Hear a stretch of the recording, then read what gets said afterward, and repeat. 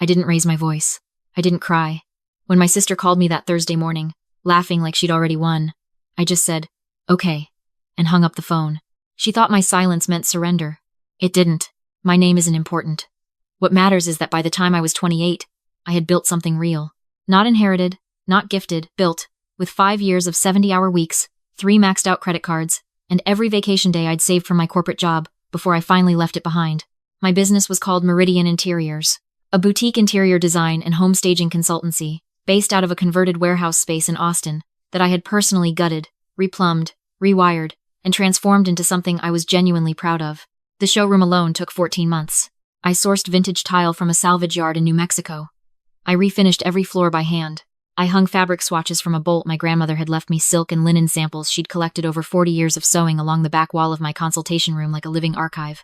That wall meant more to me than anything in the building. I had 11 recurring clients by year 3. 4 of them were property developers who sent me new projects every quarter. I had a waiting list. I had a team of 2 junior designers and a part-time project coordinator named Becca who had been with me since month 6 and knew the business better than I knew myself some days. I also had a family who saw all of that and decided the credit belonged to someone else. My parents had never quite understood what I did. My mother called it decorating. My father called it playing house. Neither of them had come to my showroom opening. My sister, who was 2 years younger than me and had spent the last decade starting things and abandoning them, had shown up that night, walked around with a glass of wine, and said, "This is cute. You should have done something bigger." Her name was Danielle. She went by Danny, and she had the kind of confidence that had nothing to do with competence. She had done a semester of fashion school. She had tried to launch a candle brand. She had spent 8 months calling herself a content creator and peaked at 412 followers. For a brief period, she called herself an event stylist, which meant she had rearranged furniture at 2 of her friends' baby showers and taken photos of it. My parents thought she was brilliant. She was the one with potential, they always said. She just needed the right opportunity. I was the machinery. I was the one they called when the car broke down, when the mortgage came up short, when someone needed a cosigner. I had loaned my parents $40,000 over the course of 6 years. I say loaned. I mean given. We had both understood that. I didn't say anything about it. I told myself it was fine. I built my business anyway. I kept my head down, and I kept going.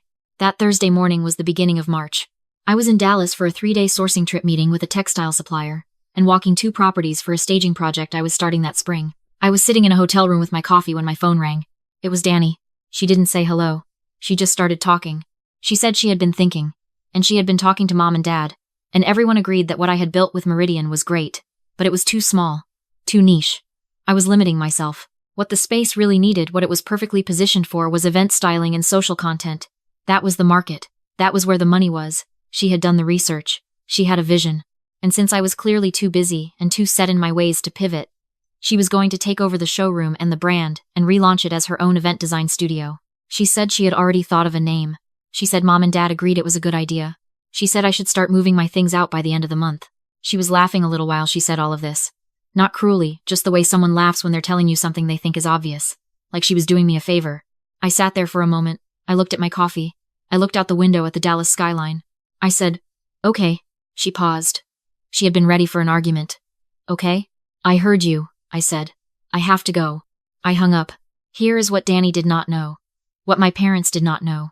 What nobody in my family understood, because they had never once asked how my business actually worked. They didn't know that Meridian Interiors was a federally registered trademark, that I had filed it in 2 categories, interior design services and home staging, 3 years earlier, on the advice of my attorney, after a competitor in San Antonio tried to use a similar name. The trademark was mine, personally, not a shared asset, not something that could be transferred without my signature. They didn't know that the showroom lease was in my name and my name only, with a personal guarantee clause that made any attempt to reassign it without my written consent a breach of contract, triggering immediate termination. They didn't know that every single client contract I had ever signed included a non-compete and brand use clause that tied the client relationship specifically to me as the principal designer, not to the business address, not to the showroom space, not to whoever happened to be standing in the building. They didn't know that Becca, my project coordinator, the person who had shown up at 7 in the morning the day we had a burst pipe and stayed until midnight to save the sample boards, was personally loyal to me in a way that Danny had dramatically underestimated. Becca had watched me build that place from bare concrete. She wasn't going to hand over a single file folder to someone who had shown up twice in 5 years and called it cute. And they didn't know, most importantly, that I had a meeting already scheduled with my attorney the following week about something unrelated, and that I was about to redirect that entire meeting towards something very specific. I didn't fly home early. I finished my sourcing trip. I met with my textile supplier. I walked my 2 properties. I took notes. I did my job. And while I was doing all of that, I was also thinking very carefully about what came next. Here is the thing about people who try to take what you've built. They almost always overestimate how easy it will be, and underestimate how much work you actually put in. Danny had looked at my showroom and seen a pretty space with nice furniture and a recognizable name. She had not seen the contracts underneath it. She had not seen the legal architecture, the vendor relationships built over half a decade, the client trust that had nothing to do with the address on the door. She thought she was taking the house. She didn't realize the house was built on a foundation she had no access to. I let her walk in. My parents called me that weekend. My father said Danny had a real vision, and this was a genuine opportunity for her. My mother said I should be supportive, that I had already made my success with the space and it was time to share. She used the word share as though my business were a bag of chips at a family picnic. I said I understood. I said I was thinking it over. I did not tell them what I was actually doing. What I was actually doing was calling Becca. Becca, who laughed for about 40 seconds straight when I explained what Danny had planned, and then went completely calm and said, "What do you need from me?" What I needed was straightforward. I needed Becca to continue running normal operations from the showroom, while I handled things from outside. I needed her to be cordial if Downey came by, and she would come by, and to give nothing away. I needed her to start quietly archiving every client file, every vendor agreement, every piece of work product into a secure cloud backup that existed entirely outside the showroom's physical space. Becca said, "Already started." I also needed to think carefully about timing. Because Danny didn't just want the space. She had announced on her Instagram, which I found out about from a cousin who texted me a screenshot with 3 crying laughing emojis, that she was launching a new event design studio. She had posted a photo of my showroom. She had used the Meridian name. She had tagged several of my vendors. She had announced a grand opening showcase in 6 weeks. 6 weeks. She had given herself 6 weeks to take over something I had spent 5 years building, and she had already started selling it to the public. I want to be honest about something. My first instinct when I saw that post was rage. Not the dramatic, screaming kind, just a cold, quiet fury that sat in my chest like a stone. I had worked for 5 years. I had given up vacations, weekends, relationships. I had poured every dollar I earned into that space. I had hung my grandmother's fabric samples on that wall with my own hands, one by one, on a Sunday morning with no one watching, and my sister had taken a photo of it and posted it on the internet and called it hers. I understood the impulse to fly home and shut it all down immediately. I understood it completely. But I also knew that if I did that, if I appeared the next morning with a cease and desist, and called the landlord and revoked every key, and made the whole thing public in one loud, obvious confrontation, I would be cast as the villain. My parents would say I had sabotaged Danny out of jealousy. My sister would cry to everyone who would listen. I would be the one who had refused to share, who had been selfish, who had crushed her sister's dream. That story was already being drafted in real time. I could see the shape of it. So I made a different choice. I let Danny plan her showcase. My attorney's name is Carol. She has been practicing business law for 22 years, and she has the particular energy of someone who has seen every variety of human overconfidence and stopped being surprised by any of it. When I sat down in her office and laid out the situation, she was quiet for a moment. She asked me 3 questions. Then she said, "You want to let her walk into it herself?" I said yes. Carol said, "I can absolutely work with that." Over the following 5 weeks, while Danny was decorating and posting and reaching out to vendors and printing materials and sending RSVPs to industry contacts and a local lifestyle blogger with 11,000 followers, Carol and I were doing something quieter. We sent formal written notice to my landlord confirming that the lease remained in my name, that no subletting or assignment had occurred, and that none had been authorized. We received written confirmation in return. We sent similar notices to my 3 largest vendors, the lighting company, the furniture supplier, the fabric house I had worked with for 4 years, reminding them of the exclusivity provisions in our existing agreements, and asking them to confirm they had not entered new contracts with any third party operating from my showroom. Address. They had not. We also sent a carefully worded note to the industry contacts and the lifestyle blogger that Danny had tagged in her announcement, informing them that Meridian Interiors remained an active, fully operating business under my ownership and that any representation to the contrary was inaccurate. We were polite. We did not use the word fraud. We simply made sure the record existed before the event, not after it. Becca reported that Danny had come by the showroom 3 times that second week. She had rearranged several things. She had taken more photos. She had told Becca, with genuine warmth, that she would probably keep her on once the transition was complete. Becca had smiled and said that sounded wonderful. She was a remarkably composed person. The showcase was scheduled for a Saturday evening in mid-April. A soft launch, a curated gathering of potential clients, press contacts, and collaborators. Danny had invited around 60 people. She had set up a large floral installation in the consultation room. She had replaced several of my fabric swatches on the back wall with her own blush and ivory, very of the moment, very photogenic. She had not noticed that my grandmother's silk and linen samples were no longer there. I had asked Becca to carefully remove them the week before and bring them to me. They were sitting in my apartment, wrapped in muslin, completely safe. The night of the showcase, I was not there. I was across town at dinner with two of my long-standing property developer clients, the ones who had been with me since year one. I had called them both the week before and explained the situation in full, without dramatizing it. Both had said variations of the same thing. One of them said, "We hired you specifically, not a building." The other said, "Send me the new contract whenever you're ready. Nothing changes on our end." I cannot fully explain how much those two conversations meant to me. I watched the showcase on Danny's livestream. She had set up a camera, of course she had, and was broadcasting the whole evening on her social accounts. For the first hour, it looked like a success. The space was beautiful. My space, which she had made look beautiful, because I had spent 14 months turning it into something beautiful. People were holding champagne. Danny was in a white blazer, animated and confident, handing out cards with her new logo. The comments on the stream were positive. She looked completely in control. And then the front door opened. I had made a specific phone call 3 days earlier. When you operate a business from a commercial property, and you make structural modifications to that space as Danny had, when she removed a custom built-in shelving unit I had installed with permits, and replaced it with a freestanding structural arch. Those modifications require an inspection. I had called the city's commercial building inspection office, and filed a report about an unpermitted structural modification at my address. I noted that the original permitted installation had been removed without authorization and that I was concerned about fire egress compliance. They sent 2 inspectors on a Saturday evening because the complaint had been flagged as a potential safety issue. The inspectors walked into Danny's showcase, carrying clipboards and wearing city-issued vests. The camera was still running. I watched Danny cross the room quickly, smile, professionally engaged, clearly working to manage the situation without alarming her guests. I could see her talking to the inspectors.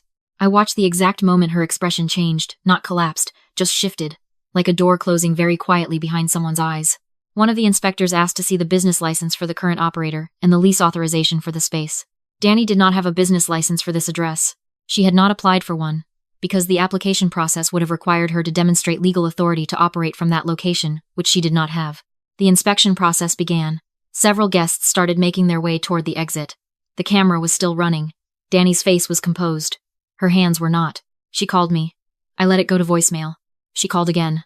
I let it ring out. She texted, "Why are there city inspectors here?" I texted back, "That's my business address. I filed a report about an unpermitted structural modification. Are you okay?" She called a third time. I answered. Her voice was very quiet, the kind of quiet that lives just before something louder. She said the inspectors were shutting down the event. She said this was my fault. She said I had done this deliberately, and she was going to tell our parents exactly what I had done. I said, "Danny, I own that space. The lease is mine. The trademark is mine. The vendor relationships are mine. The client list is mine. The business license has my name on it. None of that was ever available to you." Silence. I let you plan this because I needed you to understand that through experience, not because I told you, but because you saw it in real time. You can't take something that was never on the table. A longer silence. Then she said, "Mom and Dad said, I know what they said, but they don't own my lease. They don't own my trademark. They have no legal authority over anything I built. Neither do you." I paused. "The inspectors are going to issue a citation for the unpermitted modification. The citation will have your name on it, because you're the one who removed the installed unit. You'll want to address that promptly." She hung up. My parents called 19 minutes later. My father was angry in the particular way he got when something he had already decided was happening stopped happening, not loudly, just flat and cold. He said I had embarrassed Danny in front of people she was trying to impress. He said I had ambushed her. He said this was not how family behaved toward each other. I let him finish completely. Then I said, "Dad, I need to ask you one question. Did Danny show you anything in writing, any agreement, any conversation, any document where I said she had my permission to take over my business?" A pause. "She said you were stepping back from it. Did she show you that in writing? Anything at all?" Another pause. Shorter. "I didn't think so," I said. "Because it never happened. I built Meridian from nothing, and I own it in every legal sense." Danny came to my showroom, used my business name and my address on her social media, and began operating from my space without a lease, without a license, and without my consent. What happened tonight is the direct result of that. My father said, quietly, "She had a plan." I know. She always has a plan. And every time one of them doesn't land, someone else is expected to absorb it. I've been absorbing things for a long time. I kept my voice even. Not this time. My mother got on the phone. She cried. She said I had always made things difficult. She said she didn't understand why everything had to be so rigid with me. She said Danny just wanted a chance. I had heard versions of this conversation my entire life. I had paid approximately $40,000 worth of this conversation. I let her finish, and then I said, I love you both, but I'm not going to apologize for protecting what I built. When things are calmer, I'm here. I ended the call. That was not the end of it. It never is with families. There were 3 weeks of varying silence and varying noise. Danny sent me a message that moved between accusation and something closer to genuine bewilderment in a way that was almost impressive in its range. Several relatives called to weigh in on sides I hadn't asked them to take. My aunt, my mother's older sister, who had always been clear-eyed about our family dynamics, called me separately and said, I know what you did and I think it was exactly right. Don't let them rewrite the story on you. I didn't, because I had always been the kind of person who could hold 2 things at once, the hurt and the forward motion, the anger and the work. I didn't stop during any of this. I had 2 staging projects to deliver. I had clients who were counting on me.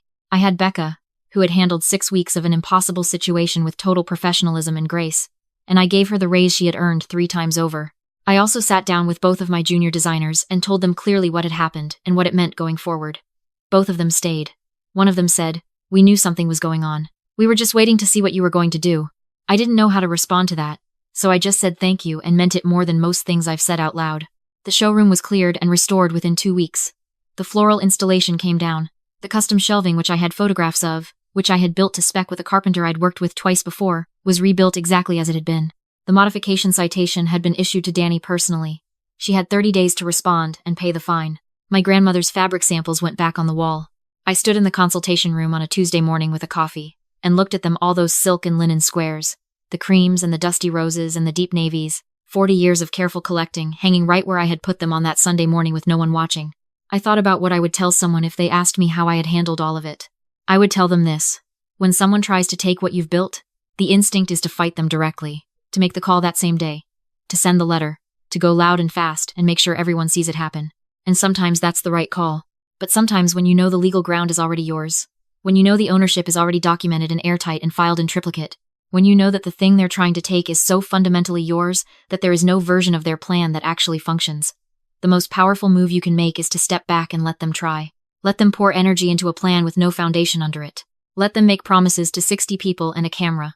Let them stand in a beautiful room they don't own and discover, in real time, that the ground they're standing on was never available to them. I think of it as the foundation strategy. Not because it's clever, it isn't. Really. It's ancient. It's just knowing what you actually own, making sure that ownership is documented and registered and ironclad, and doing all of that long before anyone comes looking. The foundation is laid before the threat arrives. By the time someone tries to move in, the work is already done. The building doesn't fall. You just wait for them to find out. Danny called me once more, about a month later. The anger had drained out of her voice. She sounded genuinely tired, which I had not heard from her before. She said she hadn't understood. She had thought there was some conversation between all of us that had covered this. Some handoff she had just assumed was already in motion. I don't know how much of that I believe, but I also know that Danny had been told her whole life that things would open for her, that rooms would be made, that opportunities would come and the people around her would step aside and let her through. She had been told that for so long, by so many people who loved her, that she had stopped checking whether the room belonged to someone else first. I said, I know. But it still wasn't yours. She was quiet. I said, if you actually want to build something, I'll tell you exactly how I did it. All of it, including the parts that were brutal, and the parts I got badly wrong. I'll sit down with you and go through the whole thing. A long pause. Why would you do that? Because you're my sister, I said. But I'm not your shortcut. She didn't say anything. She hung up after a moment. I don't know if she'll take me up on the offer. Maybe she will. Maybe she'll find a different shortcut first and try a different door. That's a pattern, and patterns take time and pain to break. I can't do that for her. What I can tell you is this. I built Meridian Interiors from nothing. I own it completely, every trademark, every contract, every tile from that salvage yard in New Mexico, every inch of floor I refinished on my hands and knees. It is mine in every way that matters. Legally, practically, and in the only way that ultimately counts. Because I did the work. Nobody handed it to me. Nobody can take it from me. And the next time someone tries, because there will be a next time, there always is, I'll be exactly as ready. The foundation isn't going anywhere.